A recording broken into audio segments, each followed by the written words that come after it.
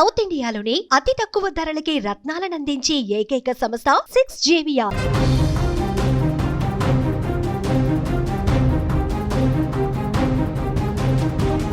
ఎగువ ప్రాంతాల నుంచి భారీగా వరద నీరు చేరుతుండటంతో రాజమహేంద్రవరం వద్ద గోదావరికి వరద పోటెత్తింది.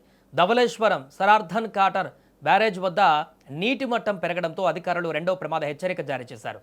ప్రస్తుతం బ్యారేజ్ నుంచి 13,07,821 క్యూసెక్కుల వరద జలాలను సముద్రంలోకి విడుదల చేస్తున్నారు. రెండో ప్రమాద హెచ్చరిక అమలులోకి రావడంతో బ్యారేజ్ దిగువన ఉన్న లంక గ్రామాల పరిధిలో వరద ప్రభావం పెరిగింది. అంబేద్కర్ కోనసీమ జిల్లాలోని లంక గ్రామాలకు రాకపోకలు నిలిచిపోయాయి. లోతట్టు ప్రాంతాల్లో జలమయం కావడంతో ప్రజలు ఇబ్బందులు ఎదుర్కొంటున్నారు. ప్రస్తుతం అక్కడ గోదావరి ప్రవాహ ఉధృతి ఏ రకంగా ఉంది, లంక గ్రామాల పరిస్థితి ఏంటో తెలుసుకునేటువంటి ప్రయత్నం చేద్దాం. ప్రస్తుతం మనతో పాటు మా ప్రతినిధి అరుణ్ తేజ్ ఫోన్ లైన్లో సిద్ధంగా ఉన్నారు. అరుణ్ తేజ్, గోదావరి ప్రవాహం ప్రస్తుతం ఎలా కొనసాగుతుంది, అక్కడ లంక గ్రామాల తాజా పరిస్థితి ఏంటి? సాయి, ధవళేశ్వరం బ్యారేజ్ వద్ద గోదావరి వద్ద ఉధృతి అయితే ఎక్కువగా ఉంది. ఎగువ ప్రాంతాల్లో కురుస్తున్న భారీ వర్షాలకి ఇక్కడ ప్రవాహం గంట గంటకి పెరుగుతూ ఉంది. భద్రాచలంలో తగ్గుముఖం పట్టినా గానీ ఇక్కడ ధవళేశ్వరం దగ్గర కొద్దిగా అంటే క్రమక్రమంగా భారీగా వరద నీరు అయితే చేరుతుంది. ఇక్కడ అంబేద్కర్ కోనసీమ జిల్లాలో లంక గ్రామాల్లో అయితే వరద నీరు చేరడంతో అధికారులు ఎప్పటికప్పుడు అప్రమత్తం అయ్యి ఈ జిల్లా కలెక్టర్ మహేష్ కుమార్ కూడా దీని మీద ఎప్పటికప్పుడు వీడియో కాన్ఫరెన్స్ ద్వారా పరిస్థితిని అయితే సమీక్షిస్తున్నారు. రంగంలోకి దిగిన అధికారులు అయితే స్థానికులకు కావాల్సిన వసతులు కూడా కల్పిస్తున్నారు. ఇక్కడ కాజ్వేలు, ఏటుగట్లు అంటే వరద ప్రభావిత ప్రాంతాల్లో నిరంతర పర్యవేక్షణ కొనసాగుతూ ఉంది. ఇక్కడ ఎగువ ప్రాంతాల నుంచి వరద నీరు చేరుతుండటంతో రాజమహేంద్రవరం వద్ద గోదావరి వద్ద బాగా పోటెత్తింది. ప్రస్తుతం బ్యారేజీ నుంచి 13,07,000 క్యూసెక్ల వరద జలాలు సముద్రంలో కూడా విడుదల చేయడం జరిగింది. అంటే క్రమక్రమంగా గోదావరి వరద నీటి మట్టం పెరుగుతుండటంతో ప్రజల్లో కూడా కొద్దిగా అలజడి అయితే ఏర్పడింది. కోనసీమ జిల్లాలో దాదాపు 79 గ్రామాలపై ఈ వరద ప్రభావం అనేది ఉంది.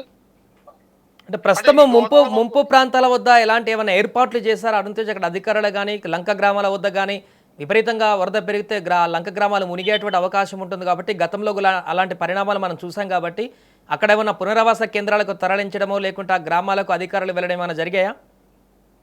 అంటే ఇక్కడ వరదల కారణంగా కొన్ని లంక గ్రామాలకి ప్రజలకి అంటే ఎటువంటి ఇబ్బందులు కలగకుండా అధికారులు ఎప్పటికప్పుడు సమీక్ష నిర్వహిస్తున్నారు. కొంతమంది అధికారులు కూడా ఫీల్డ్ ఉండి ఇక్కడ పరిస్థితిని క్షమిస్తున్నారు. అసౌకర్యం లేకుండా ముందుగానే ఇక్కడ మెడికల్ క్యాంపులు కూడా ఏర్పాటు చేయడం జరిగింది. పడవలో ఇంజిన్ బోట్లు కూడా ఇక్కడ ఏర్పాటు చేశారు.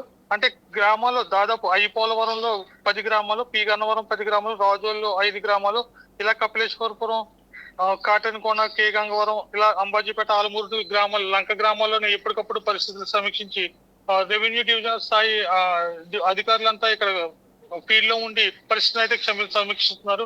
ఇక్కడ కలెక్టర్ అయితే నిన్న పి గన్నవరం సందర్శించి అక్కడ ఉన్న పరిస్థితులను కూడా చూసి ఎప్పటికప్పుడు అధికారులని సెలవులు లేకుండా ఇక్కడే ఉండాలని కూడా వాళ్ళకి ఆదేశాలు ఇవ్వడం జరిగింది.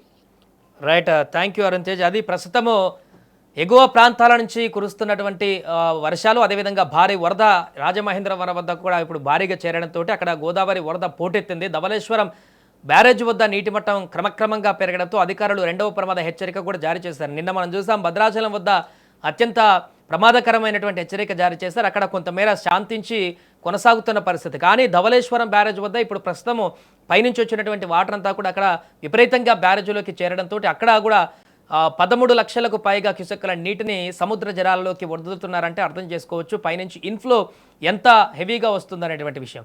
ఈ నేపథ్యంలోనే దిగువ ప్రాంతాలలో ఉన్నటువంటి లోతట్టు ప్రాంతాలు, గ్రామీణ లంక గ్రామాల ప్రాంతాలన్నింటినీ కూడా ప్రస్తుతం మానిటరింగ్ చేస్తూ అక్కడ అందరూ కూడా సేఫ్గా ఉండాలంటూ అధికారులు అలర్ట్ చేస్తున్నారు.